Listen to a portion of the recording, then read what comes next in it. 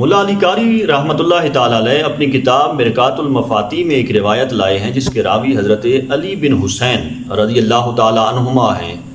آپ فرماتے ہیں کہ حضرت آدم علیہ السلام کی پیدائش سے 2000 سال پہلے فرشتوں نے جب بیت اللہ شریف کی تعمیر مکمل کی تو روئے زمین کے فرشتوں کو اللہ تعالیٰ نے حکم ارشاد فرمایا کہ میرے گھر کا طواف بھی کرو اور حج بھی کرو۔ تو پتہ چلا کہ سب سے پہلے اللہ کے گھر کا طواف اور حج فرشتوں نے کیا۔ دوسری روایت محدث ابن جوزی رحمۃ اللہ تعالی علیہ لائے ہیں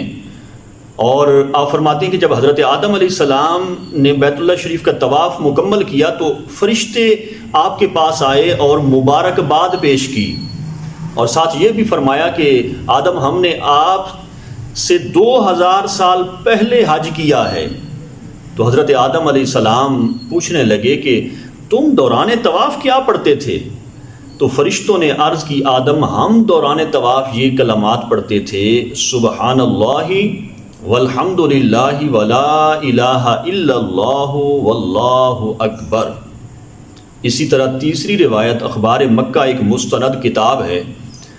اس میں حضرت عبداللہ ابن عباس رضی اللہ تعالی عنہما راوی ہیں، فرماتے ہیں کہ ایک دفعہ جبریل امین آقا کریم علیہ الصلوۃ والسلام کی بارگاہ میں تشریف لائے تو غبار آلود تھے۔ آقا علیہ الصلوۃ والسلام نے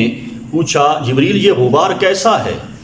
تو جناب جبریل امین عرض کرنے لگے یا رسول اللہ صلی اللہ علیہ وآلہ وسلم میں ابھی بیت اللہ شریف کی زیارت کر کے آیا ہوں، حجر اسود کے پاس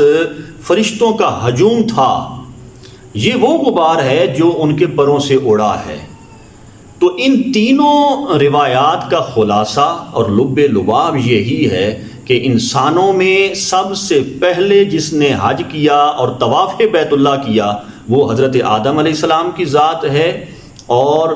آپ سے بھی پہلے جنہوں نے بیت اللہ شریف کا طواف کیا اور حج کیا وہ ملائکہ تھے۔